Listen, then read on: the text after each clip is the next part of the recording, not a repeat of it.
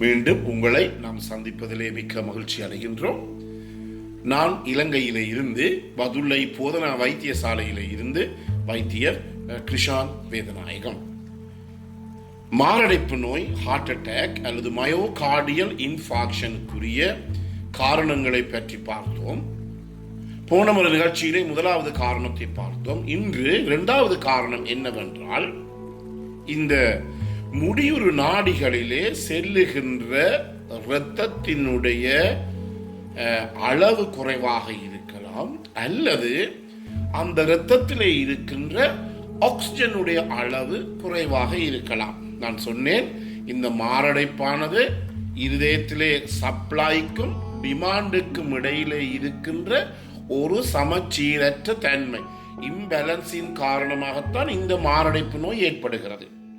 இப்போது நான் சொன்ன காரணத்திலே, இந்த எடுத்துச் செல்லுகின்ற இரத்தத்திலே, உதாரணமாக ஒரு வாகனத்தை எடுத்தால் உங்களுக்கு தெரியும், வாகனத்திலே பல விதமான பெட்ரோல் வகைகள் இருக்கின்றது. 92 என்றுவார்கள், 95 என்றுவார்கள். அது பெட்ரோலுடைய தரம் வித்தியாசப்படுகிறது. அதே போல் டீசலையும் சூப்பர் டீசல் இருக்கிறது, நார்மல் டீசல் இருக்கிறது. இவ்வாறு பல விதமான வகைகள் இருக்கின்றது. அதே போல தான் இரத்தத்தினுடைய தன்மை நல்ல தன்மையாக இல்லாமல், அதாவது இரத்தத்திலே இருக்கின்ற ஆக்சிஜனுடைய அளவு சரியாக இல்லாமல் இருக்கின்ற காரணத்தினாலே என்ன நடைபெறும், இந்த இருதயத்தினுடைய தசைகளுக்கு தேவையான ஆக்சிஜன் கிடைக்காம போகிறது.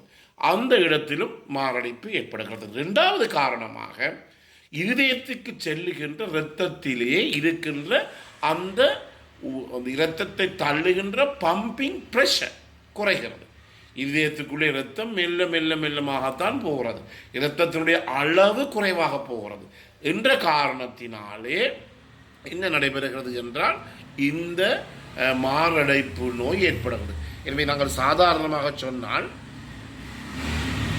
இந்த பிரஷர் குறைகின்ற போது, அதாவது ஒருவருக்கு உடலிலே இருக்கின்ற குருதி அமுக்கம், பிளட் பிரஷர் குறைகின்ற போது, அந்த குறைந்த பிளட் பிரஷரினுடைய தாக்கம், குருதி அமுக்கத்தினுடைய தாக்கம் எங்களுடைய இருதயத்திலும் இருக்க போகிறது. முக்கியமாக இந்த ஏன் உடம்பிலே இருக்கின்ற இரத்தத்தின் அளவு குறையும்? உதாரணமாக, ஒரு வாகனத்தில் செல்லுகின்ற போது ஒரு விபத்தின் மூலமாக கூடுதலான அளவு இரத்தப்பெருக்கு, ப்ளீடிங், இரத்தப்பெருக்கு ஏற்பட்டு அதன் மூலமாக இரத்த இழப்பு ஏற்பட்டு இரத்தத்தினுடைய அளவு உடலில் உள்ளே குறைகின்ற போது, இதன் காரணமாக இந்த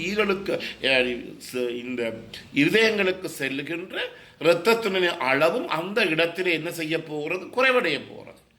ஹைப்போ பெர்ஃபியூஷன் என்று சொல்லுவோம். இதன் காரணமாக என்ன நடைபெறும் என்றால், இரத்தம் இல்லாத தன்மையிலே அந்த இடத்திலே எங்களுக்கு இந்த மாரடைப்பு அல்லது ஹார்ட் அட்டாக் ஏற்பட போகிறது. முதல் சொன்ன காரணம், இரத்தத்திலே இருக்கின்ற ஆக்சிஜனுடைய அளவு குறைவடைகிறது. இந்த ஆக்சிஜன் அளவு குறைவடைவதற்குரிய காரணம் என்ன?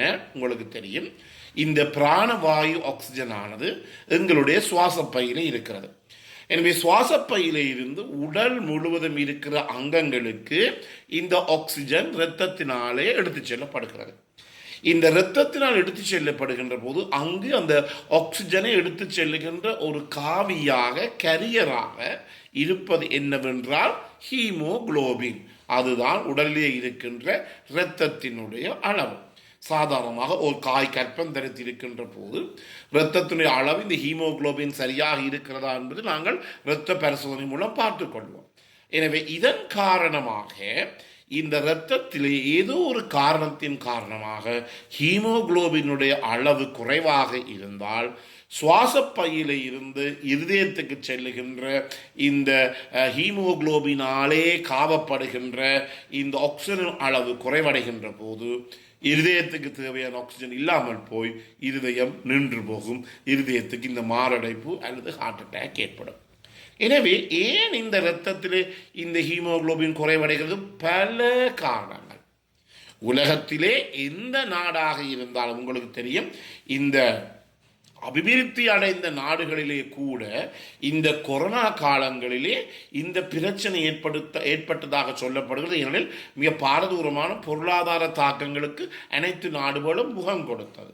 எனவே போதுமான அளவு உணவு இல்லை. எனவே முதலாவது நாங்கள் முக்கியமான காரணம், மூன்றாம் உலக நாடுகளிலே சொல்லி தேவையில்லை, எனது சாதாரணமான ஒரு பிரச்சனை. எனவே இந்த மூன்றாம் உலக நாடுகளிலே இந்த இரத்தத்தில் இருக்கின்ற ஹீமோகுளோபினுடைய அளவு குறைவடைவது நாங்கள் என்ன சொல்லுவோம், அதை குருதிச்சோகை அல்லது அனீமியா என்று அழைப்போம். இதற்குரிய முக்கிய காரணம் எங்களை போன்ற நாடுகளிலே முதலாவதாக போஷணை குறைபாடு, நியூட்ரிஷனல் டெஃபிஷியன்சி என்று சொல்லுவோம்.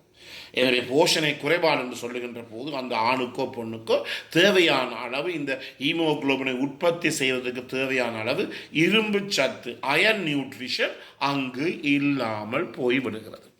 இது சாதாரணமாக உங்களுக்கு தெரியும். பெண்களுக்கு இந்த மாதவிடா ஏற்படுகின்ற போது ஒவ்வொரு மாதம் ஏறக்குரிய 350 400 மில்லி இரத்த இழப்பு ஏற்படுகிறது. எனவே இரத்த இழப்பு சில பேருக்கு கூடுதலான அளவு இரத்தம் வெளியேறுகிறது, சில பேருக்கு கட்டி கட்டியாக இரத்தம் வெளியேறுகிறது. இந்த இடத்திலே நாங்கள் என்ன செய்ய வேண்டும் என்றால் இந்த ஹீமோகுளோபின் அளவை நாங்கள் பரிசோதித்து பார்ப்பது மிகவும் முக்கியம். அண்மையிலே என்னுடைய வைத்தியசாலையில் வேலை செய்கிற ஒருவர், நல்ல திடகாத்திரமான ஒருவர், ஒரு சிற்றூழியர், நல்லாக வேலை செய்கின்றவர். இது அவருக்கு வயசு 56, சடுதியாக மாரடைப்பு ஏற்பட்டது.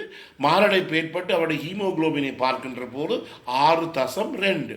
அதற்குரிய காரணம் என்ன? அவருக்கு வயிற்றிலே புண், கேஸ்ட்ரைட்டிஸ் அல்லது பெப்டிக் அல்சர், என்ன வெத்தலை போடுவது, சாராயம் குடிப்பது, இதன் காரணமாக அவருக்கு இந்த பிரச்சனை. எனவே பாருங்கள், அந்த ஹீமோகுளோபின் வேறு பெரிய பிரச்சனையாக இருக்கலாம், பரவாயில்லை, ஆனால் ஹீமோகுளோபின் மட்டும் குறைவடைந்து அவருக்கு இந்த மாரடைப்பு நோய் ஏற்பட்டிருக்கிறது. எனவே தான் பெண்களாக இருக்கலாம், மிக முக்கியமாக நாங்கள் கவனித்துக் கொள்ள வேண்டும்.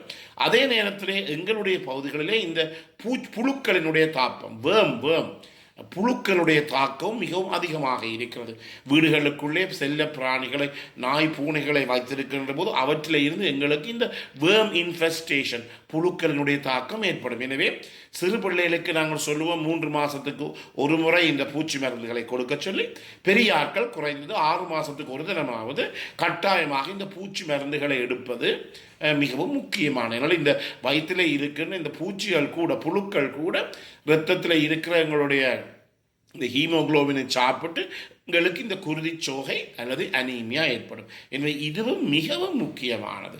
எனவே இந்த இதயத்தை பாதுகாக்க வேண்டுமாக இருந்தால் எங்களுடைய ஹீமோகுளோபின் அளவு சாதாரணமாக ஒவ்வொரு நாட்டுக்கும் இடத்துக்கும் வேறுபடுகிறது. எங்கள் நாட்டை பொறுத்த மட்டிலே 11 இருந்து 13 கிராம் பெர் டெசிலிட்டருக்கு இருக்க வேண்டும் ஹீமோகுளோபின் அளவு. பெண்களுக்கு கொஞ்சம் 12 இருந்து 14 கிராம் பெர் டெசிலிட்டர் எடுத்துக்கொள்ளலாம். எப்போதும் ஒரு 15க்கு கிட்ட இருப்பது மிகவும் நல்லது. கூடவும் கூடாது, குறையவும் கூடாது. கூடினால் இரத்தம் கூடுதலாக கட்டிப்படும், குறைந்தால் இரத்தத்தின் மூலமாக எடுத்துச் செல்லப்படுகிற ஆக்சிஜன் அளவு குறையும். இதன் காரணமாக பிரச்சனைகள் ஏற்படும். எனவே இந்த நிகழ்ச்சி பிடித்திருந்தால் பார்க்காத அறிமுகப்படுத்துங்கள். இதை லைக் பண்ணலாம், ஷேர் பண்ணலாம். அதே நேரத்தில் மணிச்சின்னத்தை அமர்த்தி பெல் சைன் அமர்த்தி நீங்கள் சப்ஸ்கிரைப் பண்ணலாம். மேலைய தகவல் தேவையாக இருந்தால் 0094 777 35 62 45 என்ற தொலைபேசியின் மூலமாக தொடர்பு கொள்ள முடியும்.